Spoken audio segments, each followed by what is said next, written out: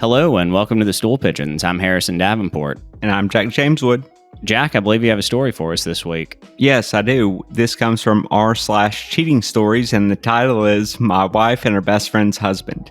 This story took place after my wife, her boss, and her best friend hooked up. As I said in the last chapter, I didn't expect my wife to be open to an intimate relationship with her friend and her boss.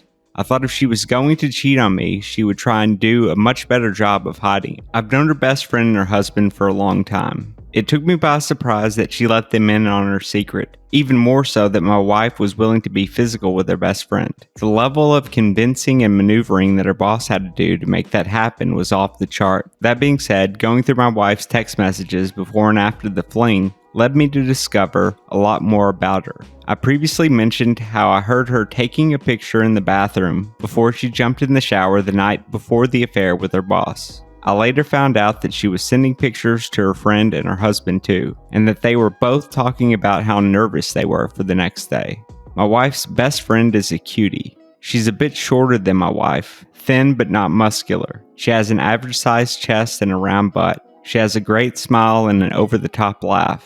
Her husband is a light-skinned Mexican guy. He's about as tall as my wife and comes across as a quiet type, the kind that drinks beer but doesn't say much. He works outside, so he's thin and has a decent body. On the surface, he's kind of a boring guy. The two of them seem good for each other. Now that we're all caught up, let me say that I don't have a trust issue with my wife, even though I should. People continue to comment and speculate why I don't get angry at her when she sleeps with other men. The answer's complicated. It's not like I don't feel anything. I do. It's always a slight sting at first. Then I remember my wife and I have been together since we were in our early teens. That's a long time to stay together with somebody and never experience anything with any other people. In a strange way, it's a relief knowing that I could go out and enjoy myself for an evening guilt-free. People enjoy the idea of having multiple partners. Most married men wish they could be with someone else at least once. I'm sure women feel the same way. Not everyone, but it's common. Going through my wife's iMessages between her and her best friend before their hookup with the dentist was interesting. Her best friend asked her to send a picture of her body and said her husband wanted to see it too. It took me off guard that people I'd known for so many years were interested in such things, because I'd never caught wind of it when we all hung out. We've been to the movies together, on double dates, and gone out to dinner. We've had them over for UFC fights, birthdays, barbecues, you name it. In all honesty though, it was a turn on knowing that this couple was flirting with my wife and also that her best friend's husband was aware of the hookup with the dentist. The picture my wife sent to them showed her backside. I read through many of the messages. Her friend texted, "He wants me to bring yours too." Some of the messages were deleted, so I don't know what they were talking about. It wasn't until I read more that I saw messages like the one her best friend sent saying how crazy the experience had been. When the two of them texted, they weren't the slightest bit shy. My wife told her friend that she was sore and felt like she needed another shower. They texted on and off, but didn't mention much about what happened. There was a string of texts about 4 days later that caught my eye. Her friend said, "We need to go back to that 2 for $20 sale." My wife replied, "Why? So your husband can keep more of mine, LOL?" Her friend wrote back, "He legit still has them. I think he has a crush." After that, she deleted the rest of the conversation. I assume they were talking about my wife's underwear. Apparently, when they were done at the dentist's house, my wife's best friend took home my wife's panties for her husband to enjoy. I couldn't believe any of this was happening. It was the best and the worst feeling in the world. On the one hand, my wife was clearly sleeping around. On the other, I was able to watch my wife's hottest friend be intimate with their boss and my wife. A huge range of emotions are part of the territory with these sorts of experiences. At this point, I knew to ignore the bad and lean into the good side of it. I continued to think about the text messages I'd read while my wife was in the shower. After thinking about it, I decided to take a bold step. Like before, I felt the right move was to reach out to the guy. This guy probably had a heart attack when I sent him the first message.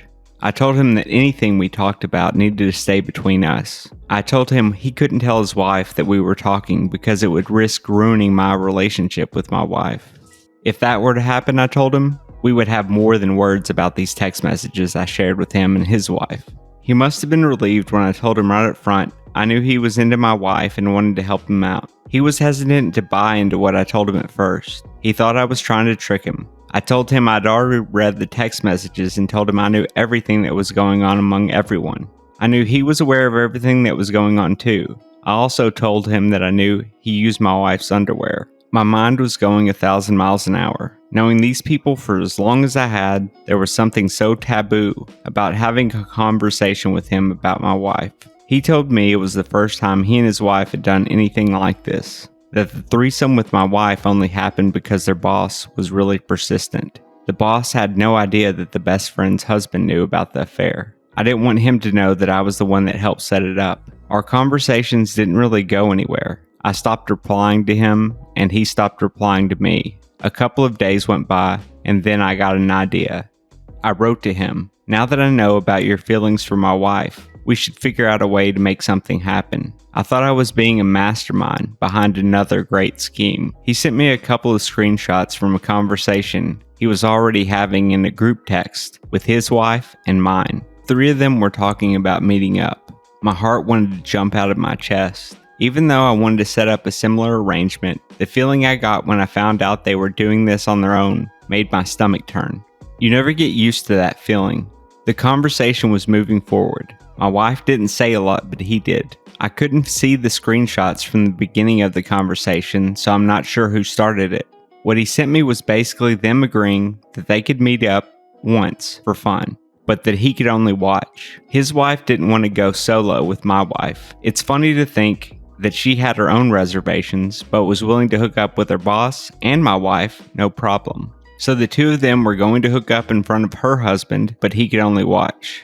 This was the hottest thing I could have ever heard. It seems completely made up, even when I think about it now. The idea that my wife, a shy Mexican girl who never really thought outside the box in the bedroom for as long as we've been together, is now having a conversation with her best friend about doing something pretty wild. He cropped the picture in a way that cut off the rest of the conversation. He told me that they were talking about meeting up in the future, but they didn't have a date yet. I still felt like I wanted to control what was going on, now that I knew that I was on to them. I used it as leverage. I told him the only way I would let this happen is if he recorded the encounter. I wanted to see the whole thing from start to finish, but without anyone knowing. He told me he didn't know of a way to do that. I said then it wasn't going to happen.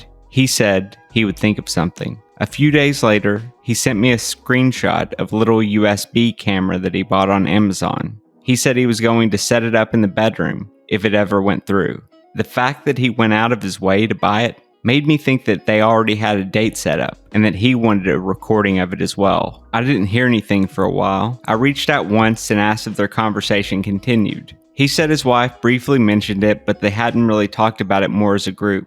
He did reveal he was using my wife's underwear. He still had them. He told me that part of the deal when his wife hooked up with the dentist was that she would bring back a pair of my wife's panties. He also told me that his wife told him all the details. I already knew most of the details from the doctor's perspective, but it was interesting that his wife told him a lot of the same stuff, but left out a few details. According to him, the doctor did not finish on their faces. He blasted on my wife's butt, and his wife lapped it up. He also said that the doctor gave his wife and mine a hickey on their inner thighs. He was angry about this for some reason. I never noticed it on my wife's thigh, but she doesn't let me see her body with the lights on, lol. He was curious if I was attracted to his wife. I was straight up and aggressive. I told him that I beat off to his wife's pictures millions of times. He didn't like me telling him this. Apparently he thought it was okay for everyone to bang my wife, but if I wanted to do the same to his, that was a problem. I decided to sweeten the deal and told him that if they meet up,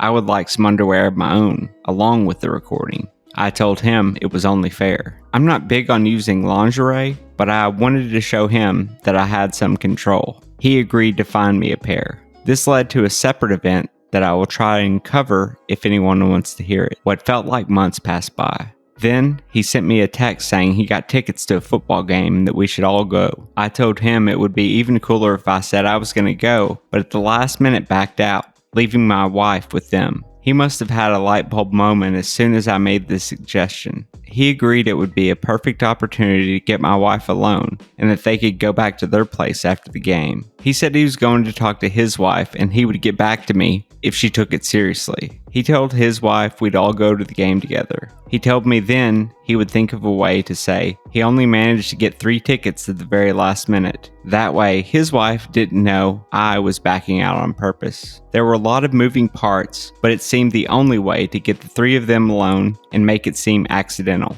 I realized nothing crazy happened in this chapter. I felt like it was important to tell the backstory because it really sets up what happens next. So I'm sorry that this one is a little bit boring. I promise it's better to have the background details. Let me know if you want me to be a little bit more detailed in these stories. Sometimes I feel like I'm rattling on. Other times I feel like I didn't really say everything I wanted to say. So Harrison, do we have any comments for this story? We did. This first one comes from Seaweed Fun 180. This person writes, "Thanks for sharing. Keep it coming.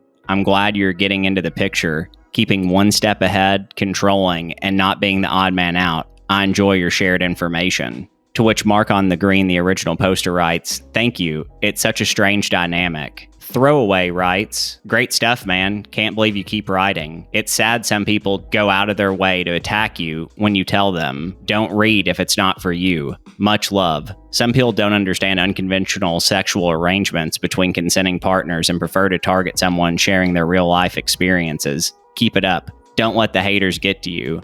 People with an open mind and an imaginative sex life can relate to your personal experiences." Mark on the Green responds with, "Thank you, brother. It's the internet. I know what I'm up against. I do appreciate the kind words, though." Yeah, I think that last comment nicely sums up the spirit and ethos of any Mark Green story, which is well-defined characters, and also what always seeps through his stories is a deep and abiding love of his wife.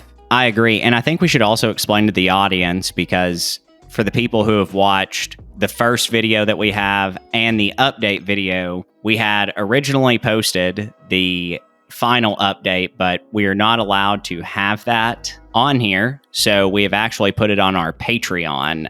So if you all want to check that out, please feel free to go to our Patreon account and we'll have that loaded up. Thank you for listening. And Harrison, let's get out of here.